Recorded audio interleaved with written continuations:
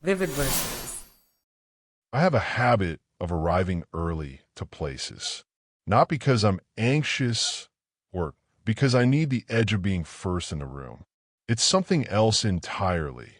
A particular pleasure in watching a space fill up from its empty state, the way a restaurant transforms from quiet geometry into noise and candlelight. I like the interval before things become what they're going to be. That's how I met Vivian. It was a Thursday evening at Carver's, a wine bar on the corner of Ashton and Fifth that my colleague Reed had been trying to get me into for months. The place had dark wood paneling, low Edison bulbs, and a bartender named Pa who could remember every customer's drink preference after a single visit. I'd arrived at 7:15 for a 7:30 dinner, settled into a stool at the bar, and ordered a glass of the Coates du Rhone I'd had twice before. She was sitting 2 seats down, reading something on her phone with the focused calm of a person who was also comfortable being early. We didn't speak for the first 10 minutes. We didn't need to. There's a certain ease that exists between two people who understand the value of arriving before the room fills up, and we both seemed to recognize it in each other without announcement. Reed arrived at 7:40 with 3 other colleagues from the consulting firm where we both worked. And by then, Vivian had joined our loose orbit at the bar, having turned out to be a friend of Reed's girlfriend, Priya.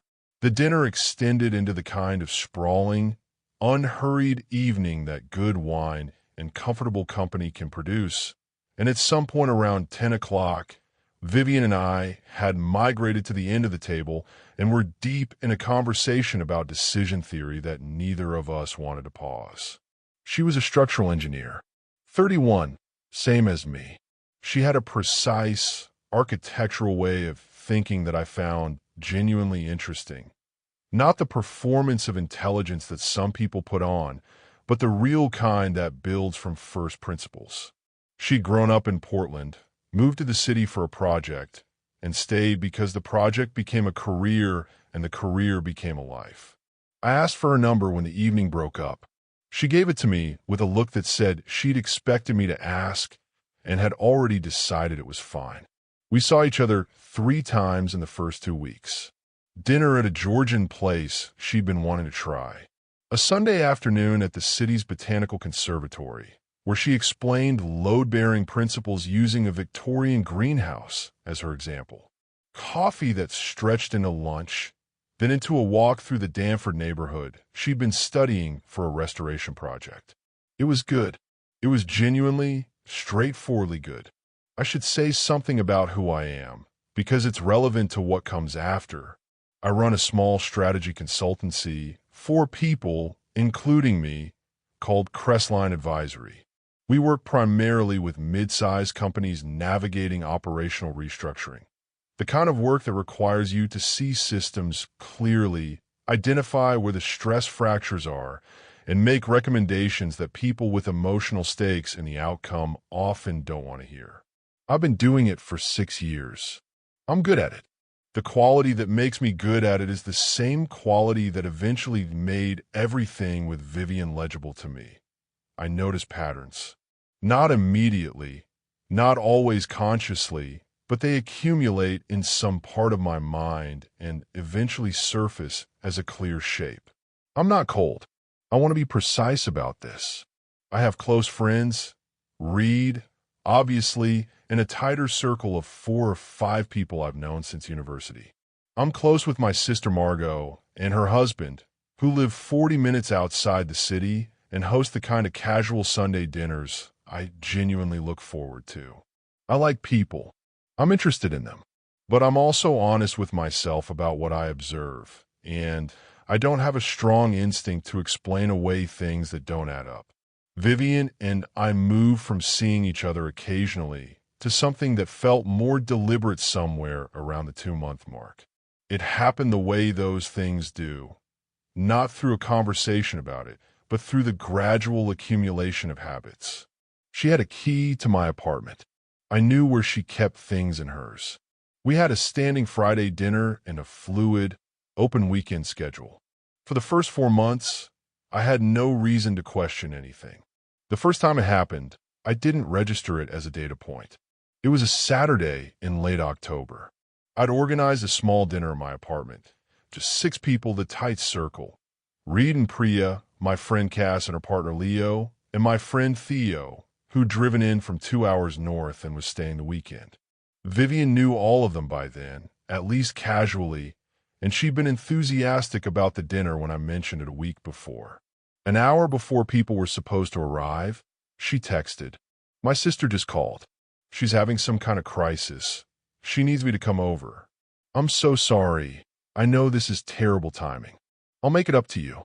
I replied that I understood, that I hoped her sister was okay, and that she shouldn't worry about the dinner.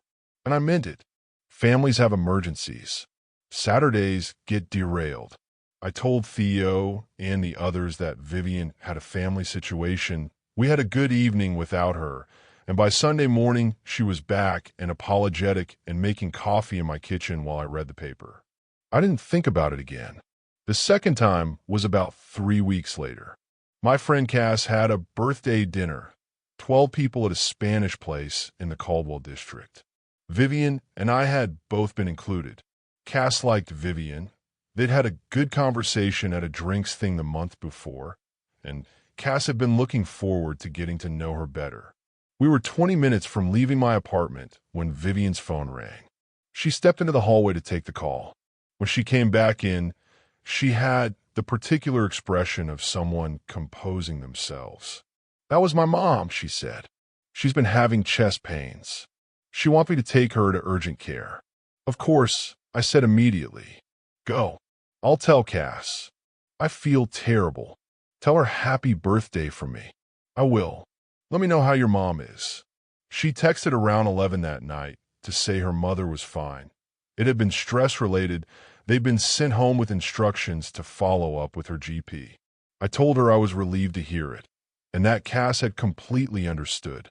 What I felt, somewhere underneath the appropriate responses, was a faint, unnameable thing. Not suspicion exactly, more like a slight dissonance.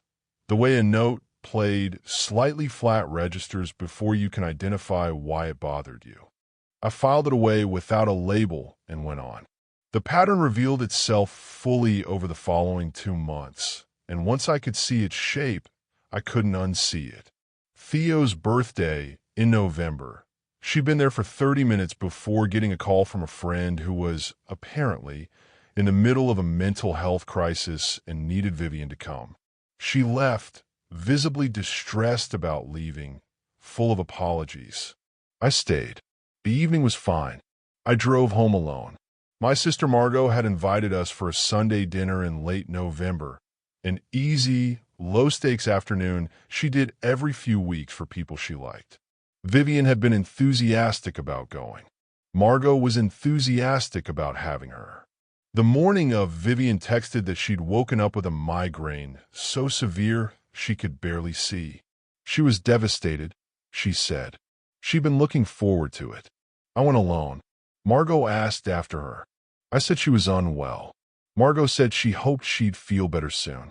When I got home that evening, Vivian was at my apartment, already there with her key, clearly feeling better, well enough to have picked up groceries and started making dinner. The headache had broken in the afternoon, she explained. She'd thought making dinner might be a way to make up for missing the afternoon. I sat down on my kitchen counter and watched her move around the space with easy familiarity, and I did the thing I'm trained to do professionally. I let myself see the data without the frame I'd been applying to it. Margot's dinner, Cass's birthday dinner, Theo's birthday, the October gathering. 4 events. For exits or absences. The exits were clean, never the kind of thing you could directly challenge, because each individual incident was entirely plausible. But the pattern beneath them was not plausible. The pattern beneath them was a system. I noticed something else, which was more telling than the absences themselves. Each of the events she'd missed or left was one where she would have been spending time with people who were close to me, specifically close to me, not to her. The 2 events she had attended in full during this same period were work functions of mine, where she didn't know anyone except me, and an evening with a couple who were her own friends, not mine. She was comfortable in spaces where I was the only gravitational center. She was consistently unavailable in spaces where other orbits might draw my attention. I didn't confront her that night. I had dinner. I was pleasant. I was inward. I needed to think clearly, not reactively. The worst decisions I've ever watched people make have been emotional ones. Responses to how something feels in the moment rather than to what the situation actually is. I wasn't angry. I wasn't even particularly hurt yet. I was engaged with a problem, the way I get engaged with problems, and I needed to understand it fully before I acted on it. I stayed up after she fell asleep and spent an hour with a legal pad, writing down every social event in the past 3 months, noting Vivian's attendance or absence, noting the reason given for each absence, noting who else had been there. When I was done, I looked at what I'd written for a long time. 5 incidents in 12 weeks. 4 of them involving my close friends or family. Not one of the explanations had been verifiable by me. Not one had resulted in her spontaneously sharing details I could follow up on. No, my sister ended up doing okay, by the way, that I could have asked further about. No mention of her mother at her next GP appointment. Each emergency was complete and closed, like a file drawer that shut before I could look inside. I'm not someone who needs proof the way a prosecutor needs proof. I need a preponderance, and the preponderance was clear. There was one more thing I did before I went to sleep. I thought about the shape of the behavior, not its cause, but its effect. And the effect was simple. I'd spent the past 12 weeks seeing less of the people closest to me, spending more time with Vivian in spaces where she and I were the primary relationship, and becoming, gradually, someone whose social world had quietly contracted around a single point. I thought about whether I had noticed this as it was happening. Honestly, not consciously. It had been gradual enough, and each step had been individually reasonable enough that I hadn't stepped back to look at the aggregate. This, I noted, was the precise genius of the method. If method is even the right word for something that might be instinctive rather than calculated. Either way, the effect was the same. I set my alarm and went to sleep. I chose a Sunday afternoon, 2 days later. Not a restaurant, too public, and I didn't want to manage anyone else's experience of the conversation. My apartment, mid-afternoon, enough time before the evening that neither of us had anywhere to be.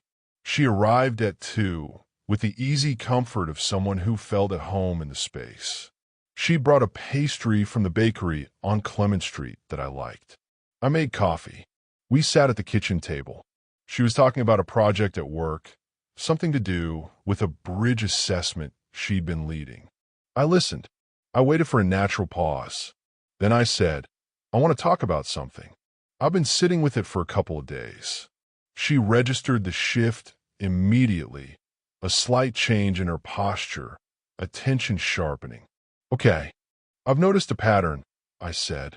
Over the past 3 months, you've missed or left early from 5 social events that involve people who are close to me. Each time, there's been an emergency, your sister, your mom, a friend in crisis, a migraine. Each time, the timing was right when we were about to be around or already around my friends or my family. I kept my voice even. I wasn't presenting an accusation. I was presenting an observation. I'm not saying each individual thing didn't happen, I continued. What I'm saying is the pattern is not coincidental. And the effect of the pattern is that I've seen significantly less of the people I'm closest to over the past 3 months. She was quiet. Vivian, I said, what's happening? She looked at her coffee. I could see her processing, not the guilt of someone caught in a lie, but something more complicated. Something that looked actually like fear. It's not, she started. Stopped. I don't do it on purpose. I believe that, I said, and I meant it. Deliberate or not, conscious or not, the pattern exists. But I need you to hear me clearly. It's been happening. And whether it's intentional doesn't change the impact. She looked up at me. Her eyes were bright, and I could see something in her working hard. Not to construct a story, which I'd been half prepared for, but to decide whether to tell me something true. I get scared, she said finally, when I'm around your friends. It's like you light up differently with them. You're more yourself with them than you are with me, sometimes, and I can't explain it. It just makes me feel like I'm not enough, and if I'm not there, then there's no comparison to. She stopped. She shook her head. That sounds insane when I say it out loud. It doesn't sound insane, I said. It sounds like something that would be worth working on with a therapist. Something shifted in her face. Can we work on it? She said. Together? I don't think so, I said. Not at this stage. What I'm describing is something that's been affecting my relationships with people who matter to me, and it's been ongoing enough that I don't think it's something that changes quickly or easily. That's not a judgment about you as a person, but it's honest. She was quiet for a moment. Then she said, I have to tell you something. I waited. I've been waiting to tell you because I wasn't sure how. She clasped her hands on the table. 2 months ago, I was diagnosed with something. My heart. There's a condition. It's not immediately dangerous, but it's serious, and I've been scared.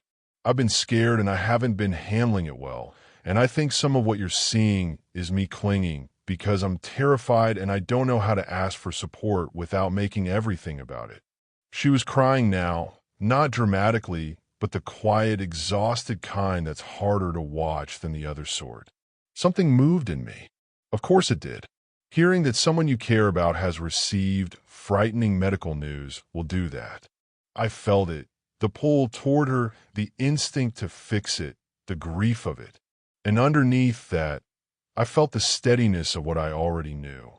Vivian, I said gently, I'm sorry. I mean that. A diagnosis like that, the fear that comes with it, is real, and I don't minimize it at all.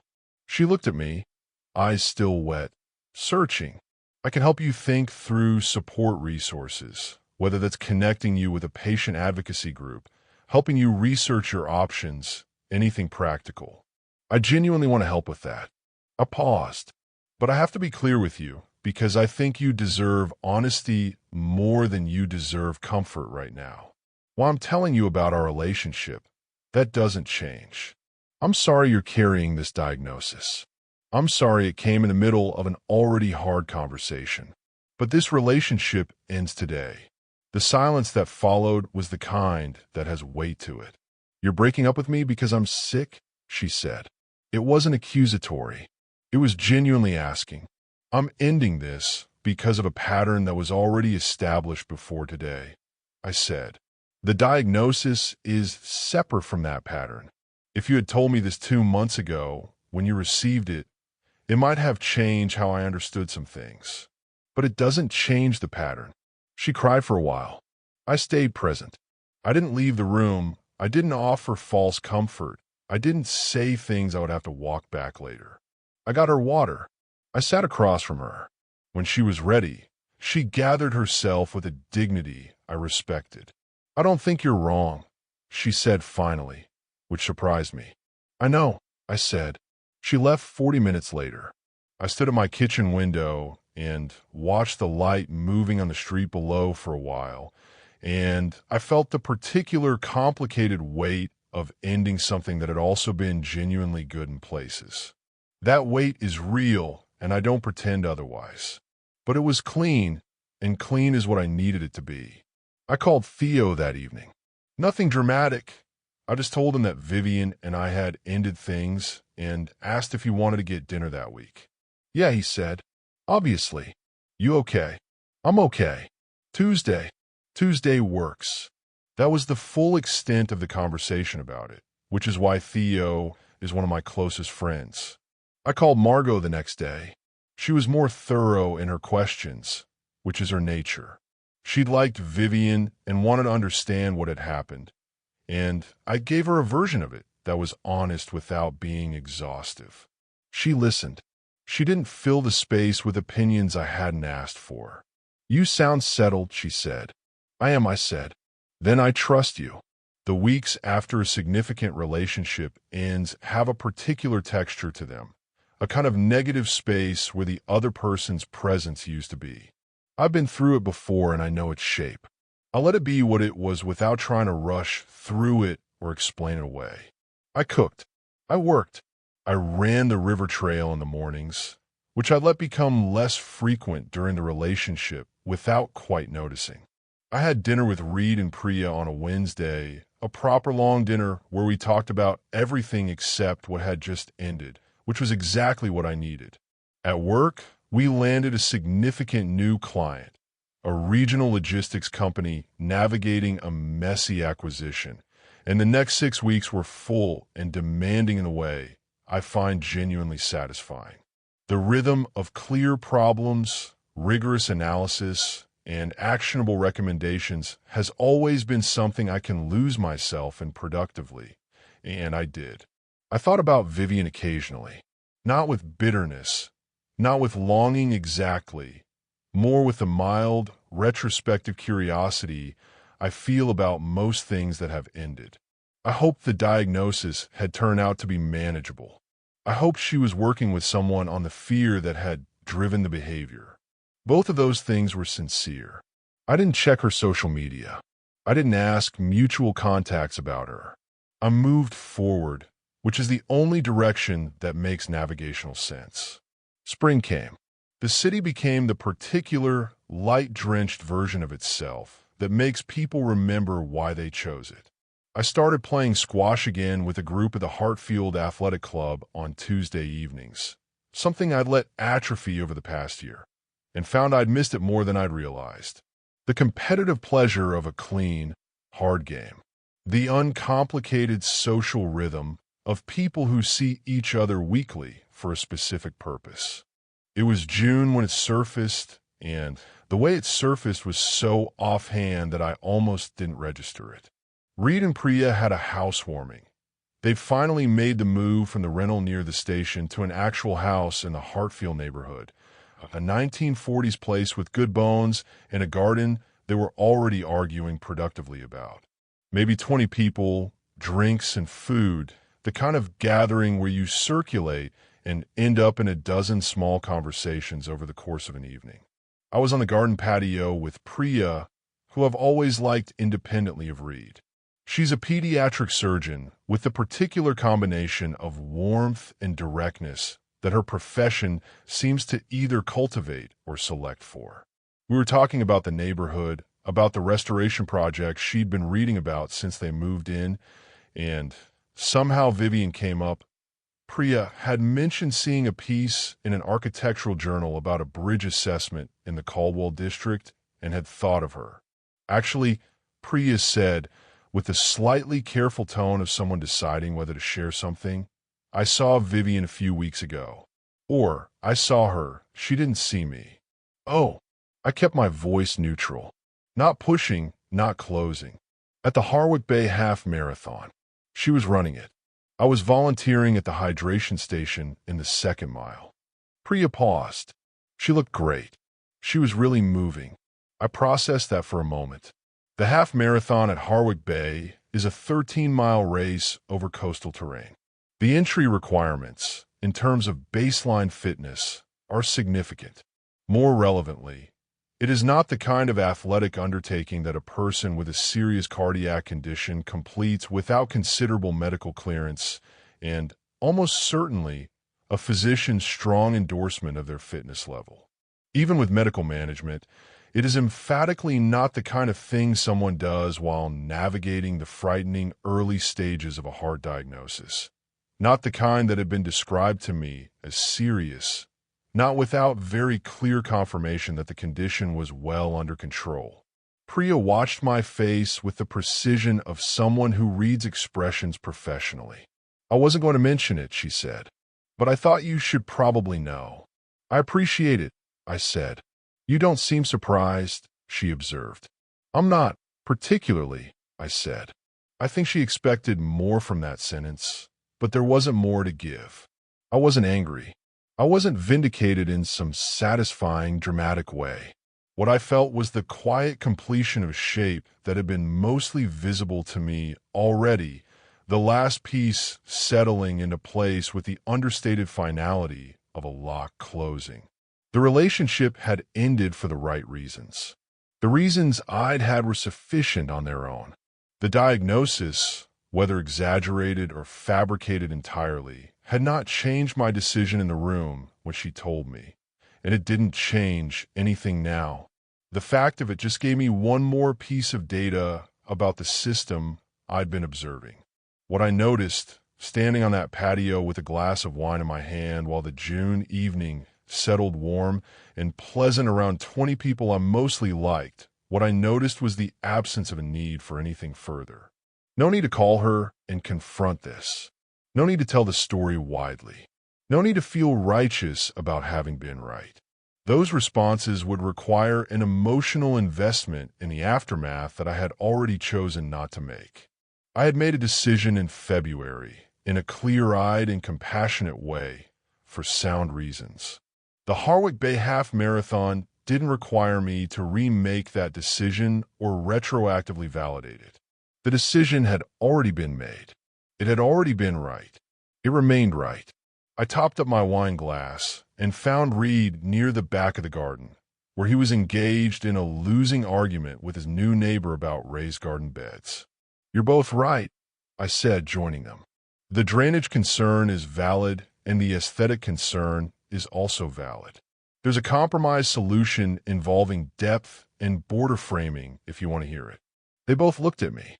"Please," said Reed's neighbor, who introduced himself as Gareth.